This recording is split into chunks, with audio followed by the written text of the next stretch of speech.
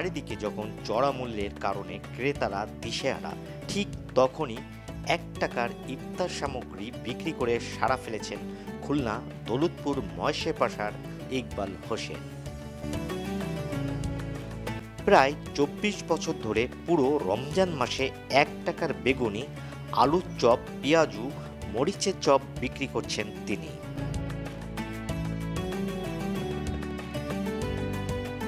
খুলনা শহর থেকে 6.5 কিলোমিটার দূরে দৌলতপুর মহেশে পাশার এলাকা।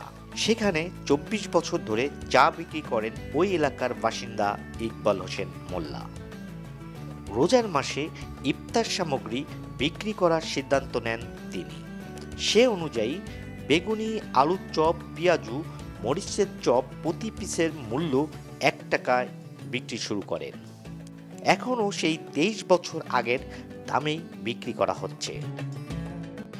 ভ্যান, ইজি বাইক, রিক্সা চালক সহ নিম্ন ও মধ্য আয়ের মানুষ আসেন এখানে ইফতারি কিনতে। 20 টাকা নিচ্ছে, এত এখানে যায় এত বুঝলেন না, সব একটা পিস। এখনকার বাজার মূল্য যে দাম, সেই সময়ের প্রেক্ষিতে 1 টাকায় যে পেঁয়াজি বেগুন দিচ্ছে, এটাও আমাদের কাছে গরিব মানুষের কাছে অনেক কিছু। আমার বাসা হচ্ছে একটু দূরে, প্রায় 1.5-2 কিলোমিটার দূরে আর কি। তো আমি প্রায় এখানে আসি, মানে চপ পেঁয়াজি নিতে। আর চপ পেঁয়াজিটা অনেক ভালো আর অনেক সুলভ মূল্যে 1 টাকার জিনিস দেয়, যেটা বাংলাদেশে কোথাও নাই। বেগুনি, পেঁয়াজি, আলুর চপ, ঝালের চপ, যেগুলো মার্কেটে 5 টাকা নিচে পাওয়া যায় না। রোজাদারদের জন্য অনেক সুবিধা হয়েছে। অনেক গরিব মানুষ, প্রতিদিন শত শত গরিব মানুষ এখান থেকে ইফতারি কিনে, তারা ইফতারি কিনে নিয়ে খায়। ইচ্ছা করে ইফতারি আমি অনেক দূর থেকে আসছি মাদ্রাসার জন্য। এই যে এখানে 150 পিস চপ নিছি। আমার 50 জন স্টুডেন্ট আছে, সেখানে 50 জনের জন্য এখান থেকে আমি 15 টাকা খরচ করে এসে এখান থেকে নিয়ে যাই, কারণ অন্য জায়গার থেকে আমরা এখানে সাশ্রয়ী পাচ্ছি। আমি ভ্যান চালাই, গরিব মানুষ। আমার এখানে 1 টাকার ইফতারি আমরা নিচ্ছি, 8 জনে করবো। আর বাইরে যদি আমরা এটা কিনতে যাই তাহলে আমাদের মোটামুটি 200 টাকার মতো খরচা যাবে। আমরা 50 টাকার বিনিময়ে আমাদের হয়ে যাচ্ছে। 1 টাকায় কিছুই হয় না। আমি এখান থেকে 1 টাকায় বেগুনি, আলুর চপ, পেঁয়াজি এগুলো নিয়েছি। আঙ্কেলরা সেবামূলক কাজ করে আসছে কয়েক বছর ধরে, আমি কয়েক বছর ধরে এখান থেকে নিয়ে আসছি। রোজাদারদের সাশ্রয়ী মূল্যে ইফতার দেয়া একটি ব্যতিক্রমী উদ্যোগ। এতে মানুষ ভালো কাজে উদ্বুদ্ধ হয়। প্রথম বেশ কয়েক বছর ধরে আয়োজক ইকবাল হোসেন একাই ইফতারি তৈরির কাজ করতেন।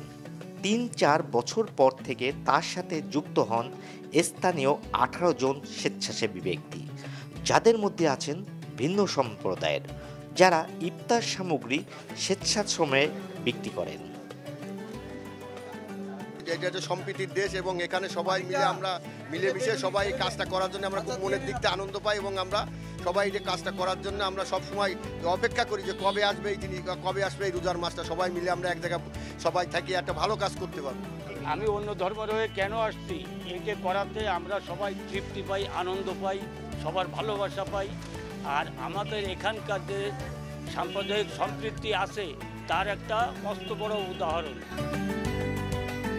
সাধারণ ক্রেতার কথা চিন্তা করে প্রতিটি আইটেম মাত্র 1 টাকায় দাম নির্ধারণ করা হয়, যে কারণে লোকসান বিক্রি করতে হয় ইফতারে। এবার রোজার মাসে অর্ধ লাখ টাকা ভর্তুকি দিতে হবে বলে জানান ইকবাল হোসেন। আমরা 24 বছর ধরে এই সেবা করে আসছি এবং দেখা যাচ্ছে ভবিষ্যতেও করার চিন্তা ভাবনা আছে। আমাদের মূল উদ্দেশ্য হলো যে মানব সেবা। আমাদের এখানে অনেক গরিব মিসকিন, আমাদের এখানে আগে যে কলকারখানা ছিল সেগুলো সব বন্ধ হয়ে গেছে। এর জন্য আমাদের এখানে মানুষ এখন অনেক অসহায়ের ভিতরে আছে। এই চিন্তা ভাবনা করেই কিন্তু আমাদের এইগুলো করা, বা আমরা এই 24 বছর ধরে আমরা করে আসছি। আমাদের এখানে আমার অনেক ভাই বিরাদার আছে, তারা আমাদের সহযোগিতা করছে, বিধায় আজ আমি করতে পারছি। আমাদের এখানে হিন্দু, মুসলমান, খ্রিস্টান এরা আমাদের সঙ্গে জড়িত আছে, তারা আমাদেরকে এইগুলো করে দিচ্ছে সহযোগিতা। এই সহযোগিতা করছে বিধায় আমরা আজকে এই পর্যন্ত আসতে পারছি। রোজার মাস আসলে প্রত্যেক ব্যবসায়ী চায় এই রোজার মাস আসার জন্য তারা বড় অঙ্কের, মোটা অঙ্কের টাকা ধরতে, কিন্তু আমাদের তো সেই চিন্তা ভাবনা নেই।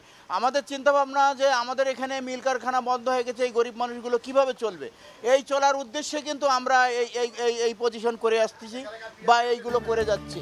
কিন্তু পরবর্তীতে আমরা এই ধরনের 26 সালে করতে পারবো কিনা তা চিন্তা ভাবনা করতে হবে, কারণ যে মালের দাম বাড়ছে, এই মালের দাম বাড়ার কারণে আমরা কিন্তু 26 সালে করতে পারবো কিনা এ ধরনের চিন্তাভাবনা কিন্তু আমাদেরকে এখন থেকেই করতে হবে। আগামীতে যদি আমাদের কোনো বড় ভাইরা বা এলাকাবাসী কেউ যদি আমাদের সহযোগিতা করে, তাহলে অবশ্যই আমরা চিন্তাভাবনা করব এ ধরনের কার্যকলাপ করতে। তারপরেও ধরেন আমাদের চিন্তাভাবনা আছে বা আমাদের একটা কমিটি আছে, আমাদের 12-13 জন নিয়ে একটা কমিটি আছে। এই কমিটিতে যদি তারা সিদ্ধান্ত দেয় যে হ্যাঁ করা যাবে, তাহলে হয়তো অবশ্যই চিন্তাভাবনা করব 26 সালে করার।